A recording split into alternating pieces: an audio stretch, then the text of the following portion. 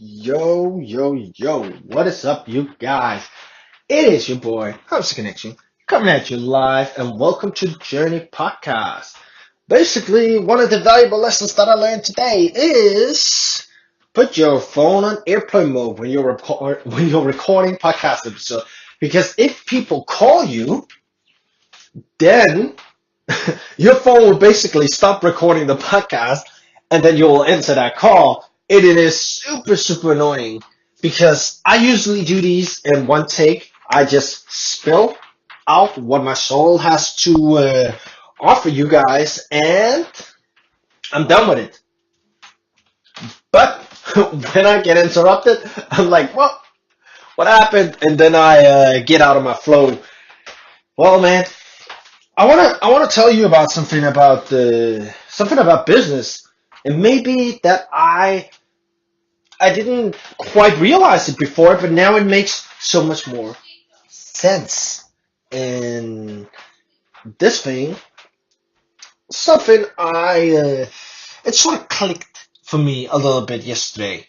Well, let me give you the story. Basically, I was sitting. It was at night and stuff like that. It was weekend. It was like yesterday. Been a really good productive day. And I was basically sitting, and something caught my attention. I was watching this guy on YouTube called axelife.org. He's a pretty cool dude. Some enlightenment stuff, meditation, but he also knows some things about business and stuff like that. So I was in his forum and I was reading something. I was looking for some inspiration for Amazon and all of that stuff because I'm considering starting that. And then this guy asked a question. I can't remember what the question is, but it was something about like, oh, I can copy this model, blah, blah, blah, and all of that stuff. Where axelife.org, he's called Leo. He basically gave a really good answer to this. And about like the business. And I was just like, whoa, his answer makes so much sense. So I wanted to share that experience with you guys. Basically, what he said was in business, the way that you become successful and the way that he had become successful 10 years ago is he's financially free. He can basically stop working for 10 years and then come back and he would still be richer than he was when he left. Basically. So that's crazy. That's crazy, man. That is crazy. And what he said was the method that he used back then when he was starting a business won't work today. And why is that? Because society is constantly evolving. Society is constantly evolving. So basically, what worked back then won't work now. Because society and business is always self-optimizing. Now, what does that mean? Let's say you could do a certain thing before because not many people were doing that. Well, that means that not many people were doing that. But as soon as people figure that out, they start doing the same thing. And then when they start doing the same thing, it optimizes it. And it self-optimizes itself. So now that thing is not as potent as it used to be, and it will lose its potency once you get further in time, once you get like a year or two and stuff like that. And basically, now you may be thinking, well, why are you telling us about like his experience? Well, I'm gonna tell you about his answers because when he answered that, it sort of clicked for me because I realized that I've watched like a ton of videos and done a lot of courses and read a lot of books and all of this stuff. And this is what I realized. A lot of these videos, books, and stuff like that, they describe an old way of making money. But if you try that today, it won't work. And I used to actually try a little bit, started a ton of businesses and stuff like that. And some of them failed, and yeah, most of them failed, and some of them were successful. But this is the thing. I realized that things that I took that was working before, I was applying them in the current moment. In the current moment, it didn't work. And I have a really good example of one of my businesses that was quite successful, and that was the eBay dropshipping business, where I was basically buying cheap and selling more expensively.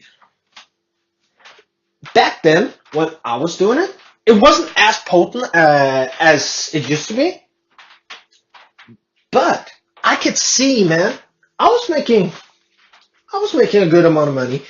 But the thing here is, it was actually decent. It wasn't like I was a millionaire, but it was actually decent. So let's call it like a decent amount of money. And especially for like a business like that, it was all right. It was all right because I was just experimenting with business, learning a lot. So I learned quite a lot. So it was all right. It was a good experience after all. But basically, it was a little bit too late to do that kind of business because the way that it could work before was not a lot of people knew about eBay. Not a lot of people knew about eBay, so it wasn't self-optimizing. Now, when you compete, oh shit, man, this shit that you have to do to win over other competitors, because eBay, man, eBay is brutal. It's a brutal competition, but I can imagine because I used to compete with that, and I'm gonna get into a second point as well of how you can sort of excel in your business generally, which I also understood from the way that he answered this question. But nonetheless, that'll come a little bit later. But basically, it's brutal to compete on eBay. But if you go back in time, there wasn't as many sellers. There wasn't as much competition. So it was way easier to rank number one on the page, to be the first product showing and all of that stuff. And let me just tell you this, if you're first showing, shit, that's where the money is. That's where the money is. There weren't a lot of people doing it. But as soon as there are more and more people doing the things, let's say you buy from another site and then you sell that on eBay because you bought it for cheap and then you're selling it on eBay, for instance. Well, that thing will work at the start. And I imagine that model used to work really, really well. I'm not saying that it doesn't work really well because I'm still doing it and I'm making a little bit of money. But again, not in the millions. I'm making a little bit, and that's cool. But basically, this is the thing. As more and more people are seeing that method and doing that thing, more and more people are getting to know the same suppliers. And let's say you want to make a $10 profit for every item that you sell. Well, somebody is going to go in there and actually contact that supplier, get that the product that you're selling, and then actually sell that at a lower price. He just want to make $9, right? So now you're sort of competing. And now the problem here is with eBay and what's happening, especially in my time when I started. So this is like my direct experience is that you can't, it's very, like, I'm not saying that you can't because I've obviously seen my mentor do it, but it's very hard to make a lot of profit per item that you sell. Like percentage wise, it's very hard to do a lot of profit on eBay. It's more the volume that I was doing. But again, this is just my experience. I am not a millionaire by eBay or anything. So take it with a grain of salt because I realized that there's a lot of things that I don't know. So this is just directly from my experience.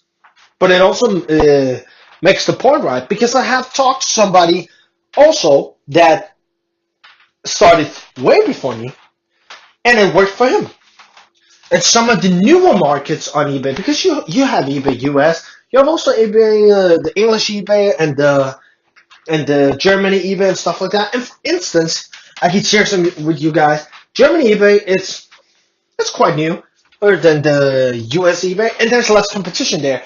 And notice how you can do this. And this is also from like the experience that I had. It was way easier to make a higher profit margins in Germany eBay than it was in US eBay, because in US eBay there were so many suppliers and so many people were doing the same thing. So it was just pushing the margins so low. But in Germany eBay, there was still quite a lot of people, but not nearly as many as in the US. And that, my friend, that's the problem. Because this is what I mean with self-optimizing. Because you find a loophole that you can take advantage of. For instance, retail arbitrage. You buy low from another site or someone else, and then you sell higher on eBay. Well, this is the thing. That may have worked before. Now it still works, but it works less effective. And this is the thing. Because what has the market done? It has self-optimized itself. Because people get smarter and we are constantly evolving and increasing, or you could call it consciousness, but I'm not going to go in depth with our. So basically increasing that. And basically, this is what happens. I said basically 3 times now. Basically, this is what happens. I keep repeating that. But what happens is this. The market self-optimized. Now, hopefully you know what I mean by self-optimizing. Now, let's get to the other part of the question that Leo said. Because when he was like, it optimizes, you have to find a loophole. I can relate to that because sort of like what I did on eBay. It's sort of like what I'm doing with my current business. This thing is very, very important. And I didn't realize that I was doing this thing. Not until the way that Leo guy, he puts it in the comment. Because he said, you have to find a loophole, but ultimately what will sustain you in the business is that you are differentiating yourself from your competitors. And basically, if you don't differentiate yourself, the self-optimizing market, which I explained earlier, will kill your business. Like you will die because of evolution. Because the internet is evolving, we humans are evolving, and you will die because of evolution. Because you didn't adapt and you didn't differentiate yourself in the market. And this is a very, very key thing to understand. Now let me break it down in terms of my own experiences. Well, on eBay, everybody can do this. They can buy cheap and then sell at a higher price somewhere else. But you have to understand, for instance, in eBay, and I'm going to give you the what's it called? The secret that used to work really, really well before. Like you can make a really good, like for instance, a solid full-time income just on eBay. But it works less and less now because the market is self-optimizing. But the way that you differentiate yourself is that, okay, somebody buys the product cheap and then they sell it higher. But the thing here is, it's all about the ranking because you can't differentiate on the product, or actually you can, but I'm just saying like in general now. You can't differentiate in the product if you're buying it for somewhere else and then you're selling it cheaper. And then you're selling it more expensively on eBay.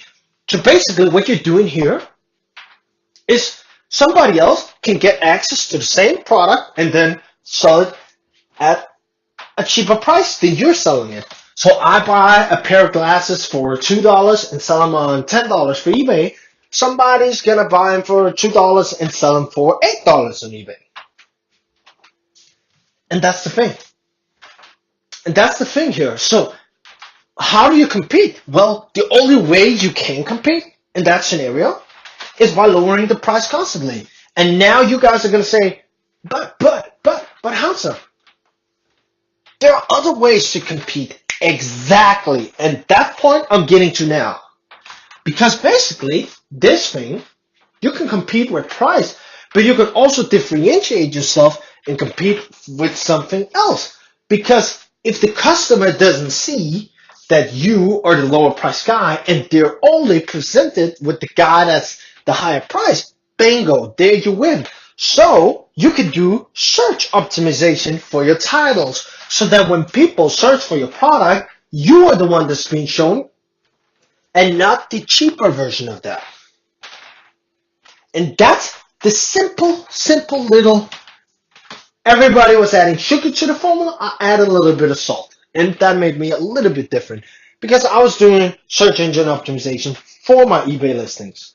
And that made me outrank some of the suppliers that were actually way cheaper than me. But I was just doing sale. And that was the secret. That was the little twist that I added. That was how I differentiated myself. And notice this, it was a very subtle difference. It was a very subtle difference. It was just the title. Because I knew the market and I knew that people, when they go in and buy, I understood the psychology, that when people go in and buy, they buy also for convenience. Because if you spend, I don't know, 10 minutes or 20 minutes of your time, you will almost always, in every single case, find someone that sells that product cheaper. And this is with everything. Like when you're shopping for nice shoes, you will always be able to find a store, almost always be able to find a store that sells that current version cheaper.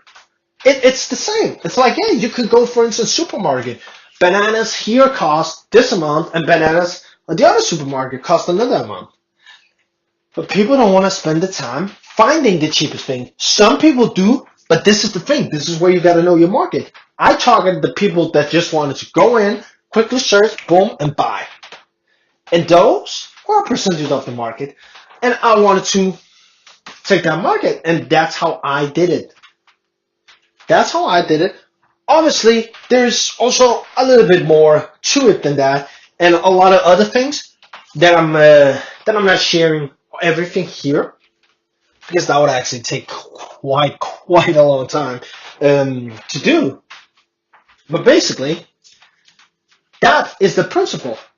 Now, I don't want you to look at what I just said and be like, okay, so I am just going to do search engine optimization and then I'll be different. No. Because at the time, not every supplier that I was competing with was doing search engine optimization. But notice, even when you're differentiating, and eventually, at some point, that differentiation will die to evolution as well. So that's why you have to be constantly thinking ahead of how the market is evolving, and that's where the money lies. If you go back in time and you try to do the same thing and build an Amazon today, you will be killed.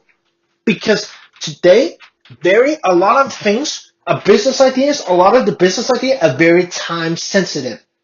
You have to time it with the market, because if you come too early, you will fail because the market is not prepared for that. If you come too late, just like I did, for instance, with eBay, you will not make a hell of a lot of money. Because that period is almost dying. But where the money lies is when you come in the exact right moment, when the market is ready for it, and there's not a crazy much competition, and you are able to differentiate yourself from your competitors. And that's the golden opportunities. I'm not saying you have to be the only one, but for instance, a few thousand that's doing that, it's not going to hurt you. Because the market is so vast, the market is so huge, and there are so many opportunities every single time.